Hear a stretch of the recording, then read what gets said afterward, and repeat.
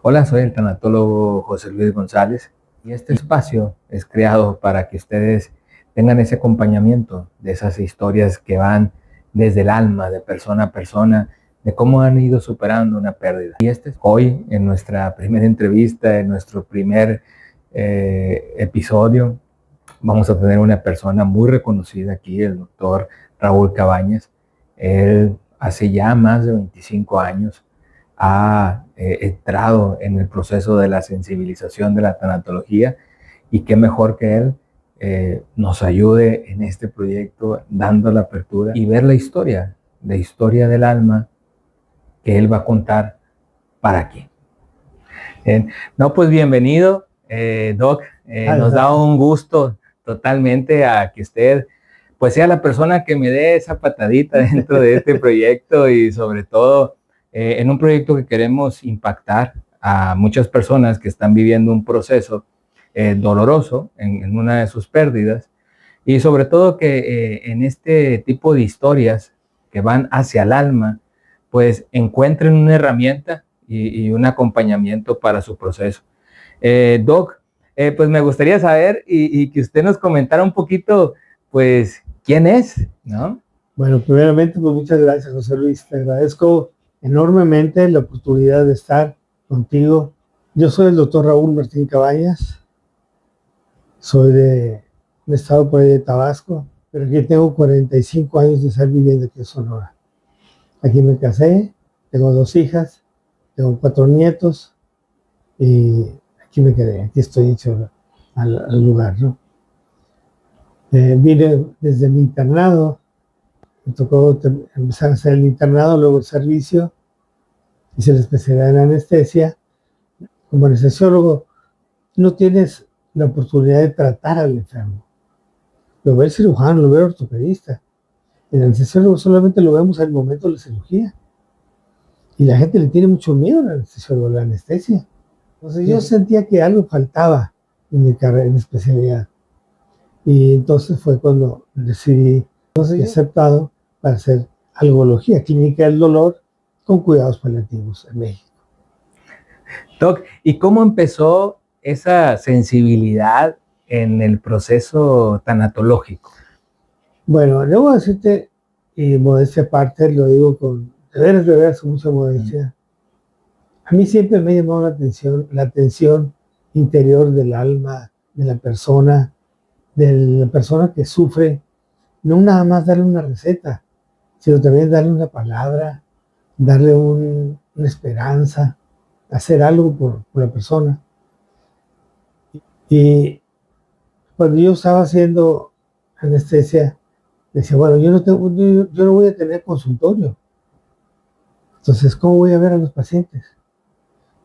Cuando pude hacer clínica del dolor, me di cuenta que hay un dolor físico, que es la base del estudio de ergología, que hay diferentes tipos de dolores, pero casualmente, el 20 de noviembre, que fue donde hice clínica del dolor, iban a dar un diplomado en tanatología. Debo decir que en el servicio estamos obligados a ver a la psicóloga una vez al mes. Es tan fuerte el impacto de los pacientes que puedes trastornarte, hay un síndrome que se llama síndrome del tercer mes. A los 3 meses la gente renuncia. Efectivamente sí pasó. El director del Hospital López Mateos estaba con nosotros. A los 3 meses dijo, aquí renuncio, ya no sigo. Entonces, teníamos que estar con la psicóloga, tenemos que ir a verla, ver cómo nos sentíamos y todo, ver tanto dolor, tanto sufrimiento, sobre todo en pacientes oncológicos. Y ella nos recomendó el diplomado en tanatología. Me acuerdo mucho que yo dije, ¿esa palabra qué es? ¿Tanatología qué es? Ni idea. Yo vivía en un departamento enfrente, el 20 de noviembre, con 2 compañeros de El Salvador. Entonces los 3 decidimos entrar a eso de tanatología. Y la psicóloga, cuando supo, dijo, les va a convenir, porque es otra cosa. Dice, yo soy tanatóloga también y les va a ayudar. Bueno, ¿cuál sería mi sorpresa?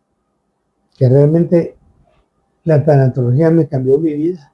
Lo que yo fui a estudiar, que era ciencia del dolor, me lo traje, por supuesto, pero yo ya tenía aquí una petición para dar una plática sobre los enfermos terminales, sobre el duelo.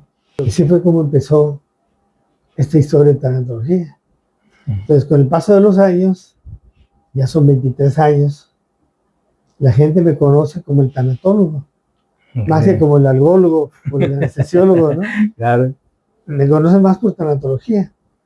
Y tuvimos la oportunidad, el honor de ser el primero en tanatología aquí en Sonora. Había venido el doctor Reyes Subiría, que es el fundador de la tanatología, de una plática, pero hablar de un tema, dar una jornada tanatológica de 2 días, nos tocó iniciar nosotros eso.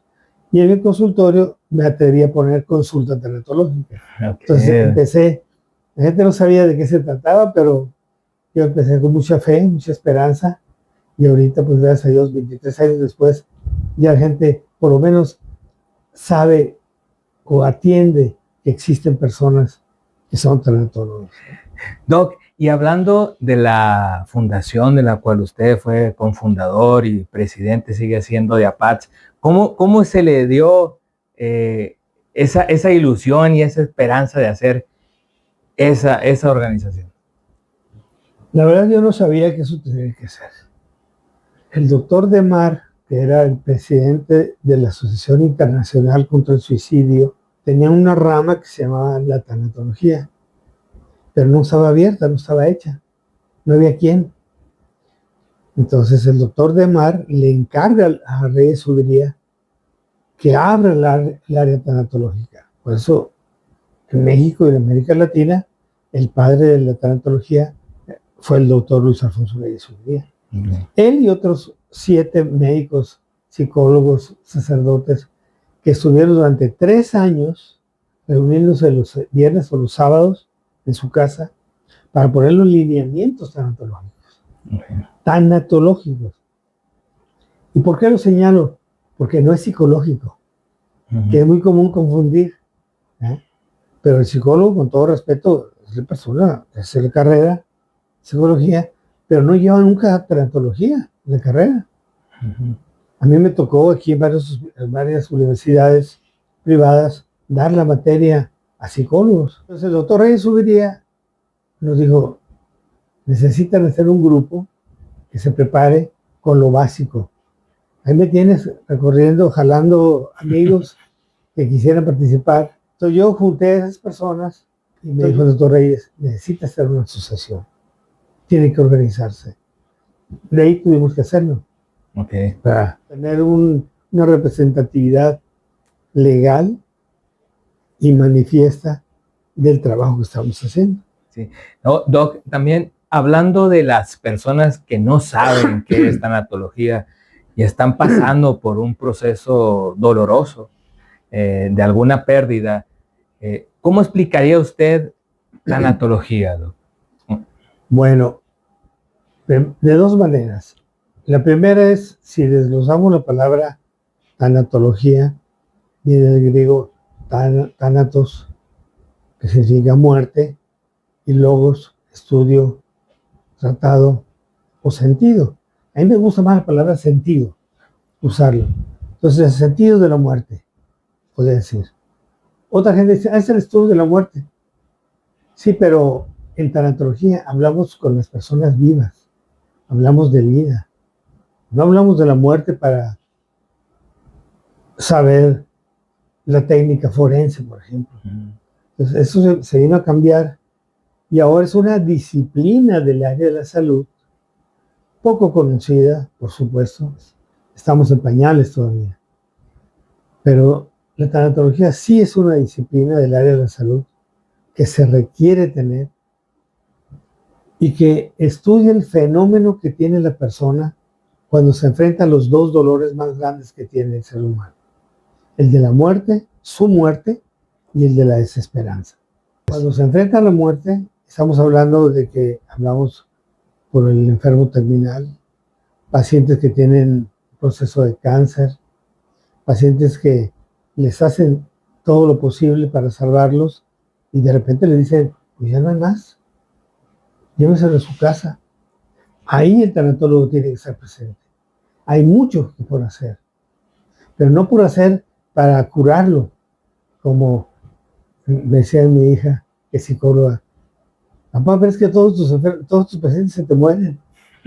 Es que yo no voy a salvarlos, dije. No es la finalidad, yo no puedo. Ya pasaron por el cirujano, por radioterapia, quimioterapias, por cirugías, por otras cosas que le hicieron y no funcionó. Pero es un ser humano que necesita ayuda, que está pidiendo a gritos que le ayuden a morir en paz, ¿ya? Que tenga paz, dignidad, atención, perdón, amor, y pueda despedirse del mundo con tranquilidad, con la mayor serenidad posible. Doctor, y en esas experiencias que ha tenido con estos pacientes o con las personas que están viviendo su proceso, ¿qué es lo que usted le ha quedado más que a ellos les cuesta a veces pedir apoyo, pedir acompañamiento? ¿A qué se deberá eso, Doc? Bueno, es cultural, ¿no? Todavía no sabe, si la gente no sabe qué hacer tanatólogo, pues menos va a necesitarlo. Ahorita ha habido una vuelta otra vez al ayer, porque ahora me usa gente que yo atendía a sus papás, atendía a sus abuelos, atendía a otras personas cuando murieron. Me dicen, y ahora tenemos a mi hermano, mi papá, o yo tengo este problema. Pero eso va a llevar su tiempo para que se dé, ¿no? Las personas deben saber, deben de confiar. El tanatólogo se hace una práctica.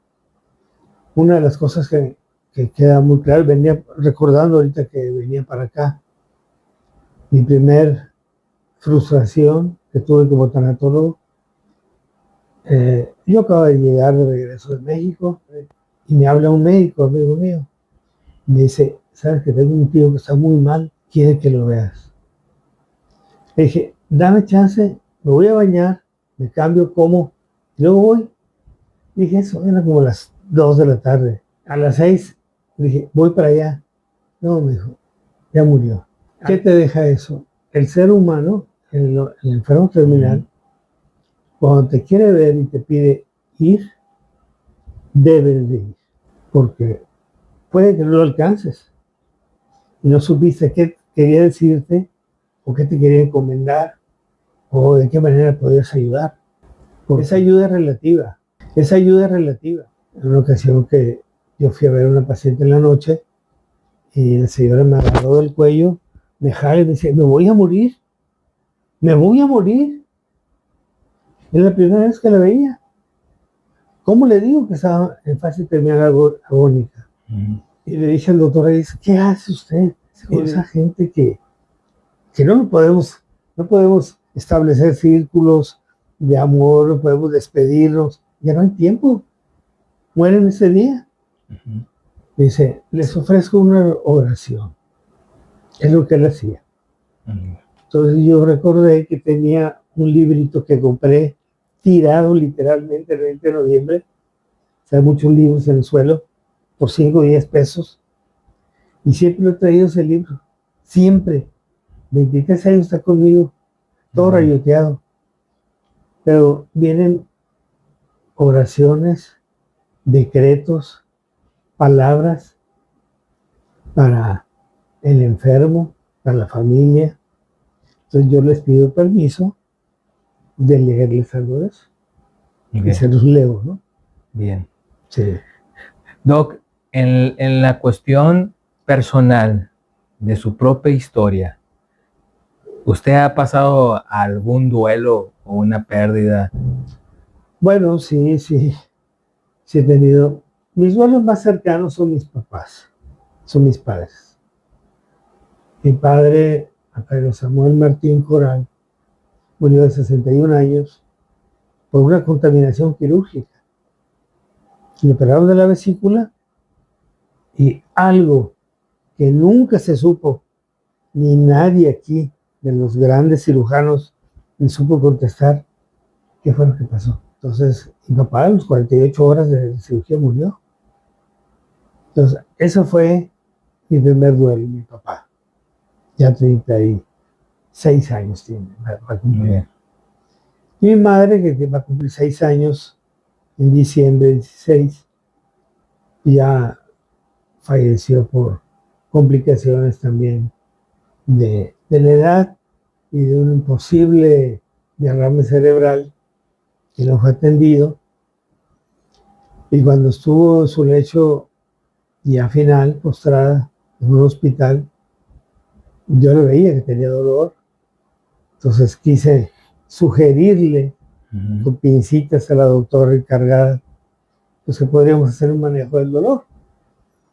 Y me dijo que no, que ellos sabían lo que iban a hacer. Y fueron hasta 48 horas después cuando dijo, sí le vamos a poner siempre eso que usted dice, me dijo. Dios, muchas gracias. Y estuvo así 3 días y después murió. Esos son mis duelos.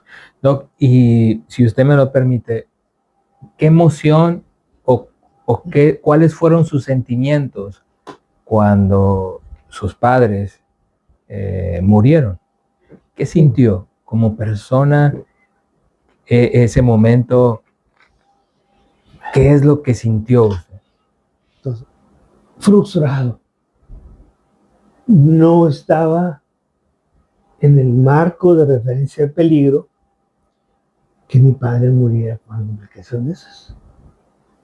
No era diabético, no era hipertenso, no era gordo, no tenía nada. Y ver que la contaminación no se pudo prever, sí fue frustrante para mí. Bien. Y con mi madre, pues, tuve más tiempo. El último día, de hecho, antes de que muriera, todo el día estuve con ella en el hospital. Y me acuerdo que cerré ciclos con ella de amor, de perdón. Y le puse la música que le gustaba. Y me sentí bien, me sentí que le dije lo que tenía que decir. Okay. Yo era, creo, como medio chipilón con ella, ¿no? Sí, claro. Y ella conmigo. Nos entendimos bien hasta el final. Le tomé una foto a sus ojos. Tenía ojos verdes. Y qué hermosos ojos verdes. Y en la noche, cuando hicimos el cambio de turno, se quedó un hermano y a la media hora nos dice, mamá falleció. Okay. Entonces ahí yo me sentí bien, en lo que cabe, con el dolor, por supuesto, por la pérdida. De hecho, yo vine, eso fue diciembre, y yo regresé después de las exequias, y me tocaba en enero el grupo de duelo, dar una plática. Yo le dije, yo debería estar ahí, ¿no? Del otro lado. Claro. Pero salimos adelante. Bien. Doc, ¿cómo fue su proceso de superación de esos duelos? Fíjate que no me enrolé tanto en lo que tenía que hacer. No fue que me quedara huérfano, en el sentido de la palabra de no saber qué hacer, sino que continué en mi vida. Lo que es sí una experiencia que les comento en duelo. Puede ser que la persona lo veas tranquilo. No llora, no se queja, pero de repente, tarde que temprano, no sé si semanas, meses o años, viene una descarga. Eso a mí me pasó con mi papá. Okay. Él había conocido a mi hija mayor en 1 año y medio, nació la segunda y ya no la volvió a ver. Sí. Murió y cuando se casa la mayor, ahí lo extraño. Okay. Ahí me, me quebró. Ujú. Y saliendo de la iglesia, me acuerdo que me decían, no llores, hombre, no pierdes una hija, estás ganando un hijo. No es por eso. Sabía que era por la ausencia, Claro. que, que no estaba, perdón, en ese momento no estaba mi papá conmigo. Claro. Quien la cargó, ¿ah? Ujú. Eso fue lo que se puede presentar muchos años después. Claro. Aunque el duelo haya pasado aparentemente cumplido con todo, pasado bien, en cualquier momento un acto o una situación puede recordar y traer al presente al ser querido que ya no está. Claro. Y Entonces podríamos decir, Doc, que las personas que pasan por este tipo de situaciones, que después de algún tiempo, tal vez años, algo sucede que vuelve a impactar, entonces podríamos decir que es algo normal. sí, de hecho, en los primeros 2, 3 años, que es lo que consideramos prudente en tiempo de superación de duelo, en esos 2, 3 años hay lo que se llama, lo que yo llamo en el libro, fechas especiales. Una graduación, el cumpleaños del que falleció, el cumpleaños del Día de la Madre, el Día del Padre, ¿ya? Y en esos momentos, esas fechas también producen recrudecimiento de la nostalgia, puede aparecer otra vez el dolor y hacer sentir mal a la persona. Okay.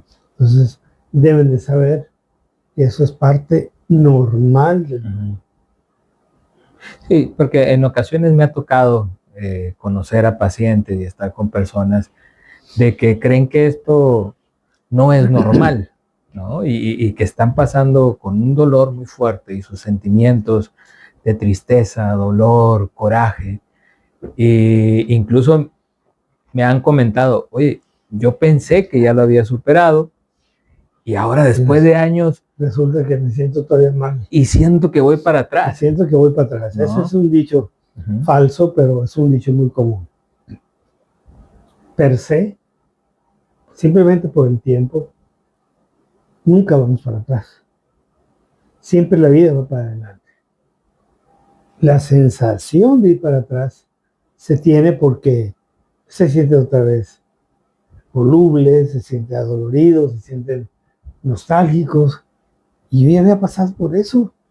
Pero eso es algo que no podemos alterar de las etapas o de los momentos, como ya digo en mi libro, momentos del duelo. Okay. Los momentos puede ser que ya pasó el coraje y de repente a los 5 o 6 años vuelves a tener coraje, ¿ya? Por alguna razón, y vuelves a tener esa situación que te hizo sentir cuando murió la persona. Entonces puede ser cíclico y volver otra vez, solo que cada vez que llegue esa etapa o ese momento, ya vas a saber cómo manejarlo, cómo defenderte, qué te ayudó la vez anterior y buscar el apoyo para que no te agarre fuera de la base, ¿no? Bien, doctor, y retomando eso del apoyo, ¿cómo sugiere usted que una persona que va iniciando en su proceso de duelo o ya tiene tiempo y no ha encontrado ese apoyo, cómo encontrar ese apoyo? Yo siempre he dicho, y la verdad, por eso pregono la tanatología, esta es una puerta abierta al dolor humano, al dolor emocional. Yo le recomiendo siempre que mientras más pronto lo hablen, el duelo, más pronto lo van a cerrar. Entonces, que acudan a un profesional de duelo, una persona que sepa, porque quien no sabe y tiene la buena intención puede cometer el error y empeorar las condiciones. ¿Sí? Y el tanatólogo tiene que estar preparado para 5 áreas básicas: el enfermo terminal, la familia del enfermo, el duelo de la familia cuando muere, prevención del suicidio, y ayuda al personal de salud. Okay. Personal de salud que trabaja todos los días con gente que se les muere en urgencias, en choque, en terapia intensiva, y que se llevan esa muerte en la mente a su casa, ¿no? También necesitan el apoyo tanatológico. Bien. Doctor, y en su experiencia con Nancy O'Connor, una especialista en este tema, ¿qué me puede contar de esa experiencia, doctor? No, increíble. Habíamos tenido la pérdida del doctor Rey Subería 2 años atrás. Él era como nuestro guía espiritual. Él estaba siempre atrás de nosotros. Nosotros hablo de Luis Fernando Carvajal, psicólogo, un servidor. Y acabamos de tener la pérdida del doctor Reyes. Entonces fue muy difícil. Cuando alguien me dice que en Puerto Peñasco vive Nancy O'Connor, me dije, pues si yo leí su libro, Déjalo ser con amor. ¿Cómo que vive ahí? Sí, es americana, pero ahí tiene casa.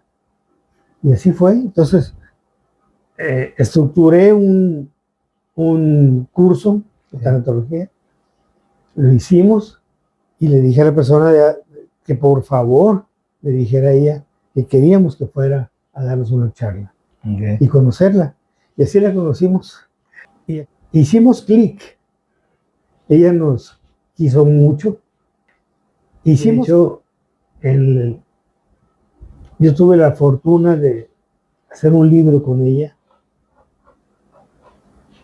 que es de vida y calidad de muerte. Ella le dijo a Trillas, queremos que vengas a dar unas pláticas a México y a algunos lugares cercanos. Sí, dijo, pero con una condición, que me acompañe el doctor Cabañas. No sé cómo fue, pero yo me pegué. Okay. Entonces, lo que iban a hacer 8 días, se hicieron 16 días de pláticas, de conferencias. Siempre fue muy amable, siempre me estimuló a escribir, siempre positiva, ¿no? Era una mente que aún, pues, estando ella postrada, quería hacer algo.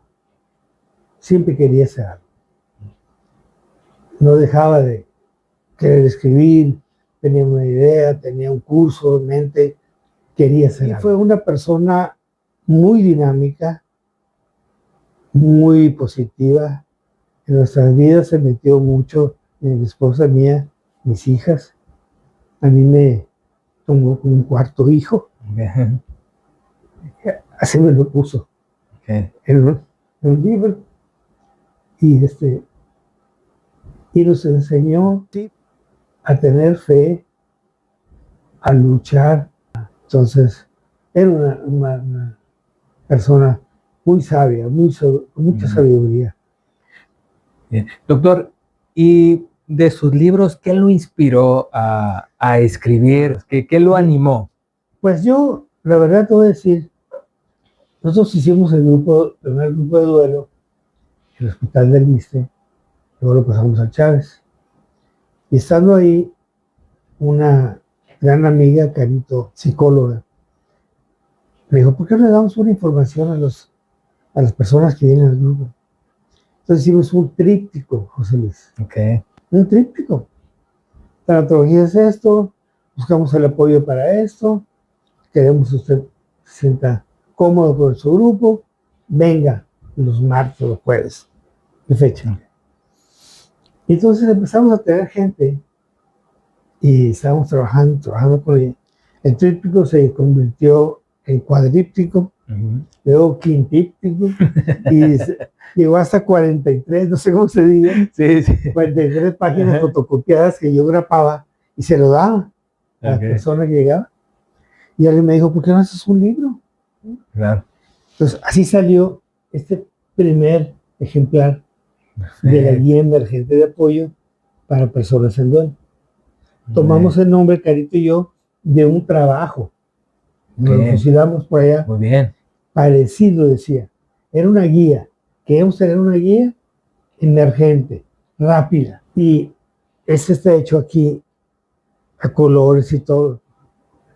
Nos aventamos a hacerlo aquí, ¿no? En el Hermosillo. Y ya posteriormente se hizo esta versión en Estados Unidos. Como segunda edición. Es la segunda edición. Muy bien. Esta es la primera en español, pero acaba de salir la segunda en inglés. De este mismo libro. Muy interesante, doctor. Y aquí, esto nos motivó para hablar del COVID. Acaba de pasar lo del COVID y hubieron muchos duelos inconclusos. Entonces yo le comenté a Nancy y me dijo, lo hacemos. Ella participa aquí en este libro y incluimos trabajos de la doctora Berta Covarrubias sobre la persona de tercera edad, la muerte del niño, el duelo por muerte de niño, muerte por COVID, la muerte por la familia, el esposo o la esposa, a través de la doctora maestra Leti Rincón. Entonces, esa guía ya viene más completa. Muy bien. Yo estaba escribiendo sobre la muerte de un hijo y la muerte del esposo. Se lo enseñé a Nancy y me dijo, es mucho material, divídelo. Se lo dividí y escribí Más allá del horizonte, cuando un hijo muere. Este es un libro sobre duelo para padres, el duelo. Okay. No es por muerte del esposo, no es por muerte de mi mascota, es por muerte de un hijo. Claro. Y está basado en lo que nos decían. Yo no he tenido esa desgracia, espero no tenerla ahorita, pero la gente que semanalmente recopilamos información, su sentir, ellos me ayudaron. Ellos conformaron parte de este libro a los padres.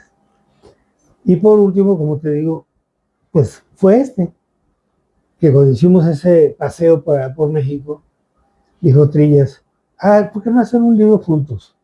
Y nosotros lo vamos a editar. Y ya le sugerí todo, la mona el color, el nombre me lo robó Nancy de un trabajo. Yo tenía otro por ahí, una escritura de un libro que se iba a llamar Los últimos momentos, los últimos deseos. Claro. Sobre el enfermo terminal. Y ahí un capítulo decía calidad de vida y calidad de muerte. Y cuando lo vio me dijo, este me gusta. Así se llama nuestro libro. Y aquí está. Y muy buen título, muy buen título. Me agrada mucho, doctor, cuando habla de sus libros, verlo así contento, alegre, porque eso crea algo que realmente viene desde el amor y que esas letras que están ahí son desde el amor. Y nunca pensé en hacerlo. No, jamás pensé que sería capaz de escribir. No soy un escritor, pero ahí está plasmado la experiencia, los años, y sí, con mucho amor. Sí, y se lo agradecemos mucho. Yo lo sé, he leído uno de los libros y la verdad viene desde el amor. Me ha ayudado a mí en la cuestión de la pérdida de los hijos y me ha ayudado a entender esa parte sensible de que sí se puede vivir un proceso acompañado. Yo siempre termino diciendo que todo duelo tiene una forma de sanarse. No exactamente como sanación, porque no es una enfermedad. Claro. Pero de superarse, de readaptarse a la vida. Todo tiene una forma. A lo mejor no es exactamente la que queremos, ni cómo queremos. Claro. Recordémonos a nuestros bisabuelos, tatarabuelos, chorros atrás.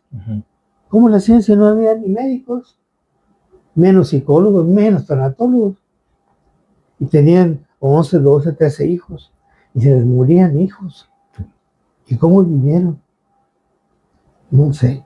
Pero gracias a ellos estamos nosotros. Es que todo duelo, por muy fuerte que sea, por muy duro que sea, se sobrevive. Y entonces, tanatológicamente, buscamos las mejores opciones funcionales para ofrecérselas y sugerirle a la gente. Claro. Para que no solamente sobreviva al duelo, sino que pueda volver a vivir. Así es, doctor. Y esas palabras y esas sugerencias, pues sé que vienen desde su corazón, sé que vienen desde su experiencia y sobre todo en estos 23 años de los que usted ha vivido. Ya por último, quiero agradecerle profundamente de nueva cuenta por haber aceptado ser la primera persona a la cual dentro de Historias para el Amor forme parte del proyecto. Cuando yo platiqué con usted y platicamos, es un honor para mí seguir aprendiendo. Y ahora que conozco más su historia, esa historia que viene del alma, para mí es todavía más honrar la presencia del doctor Raúl, más la presencia de ese hombre sensible, de ese hombre que cada palabra viene del amor para transmitir el amor y acompañar a las personas dentro de este proceso. Y por último, Doc, si usted me lo permite, a esas personas que usted recuerda con tanto amor como sus padres, Nancy O'Connor, si los tuviera de frente ahorita, ¿qué palabras le dirían para terminar? Uy. Yo creo que uno de los valores más importantes del ser humano en la vida es ser agradecido. Yo le diría gracias. Gracias por todo. Lo bueno, lo no bueno, lo malo, lo más malo. El agradecimiento sería mi valor más importante para ellos. Okay. Agradecerles por todo lo que hicieron por mí. Okay. Hermosas palabras, Doc, y estoy seguro que ellos le dirían también gracias. Gracias por tenernos, gracias por recordarnos y gracias por honrarnos. Pues, esperemos que sí. Así será, Doc. Sí. Pues le agradezco mucho, Doc. Gracias. Gracias por este tiempo, este espacio y sobre todo, pues esta historia de amor. Muchas gracias.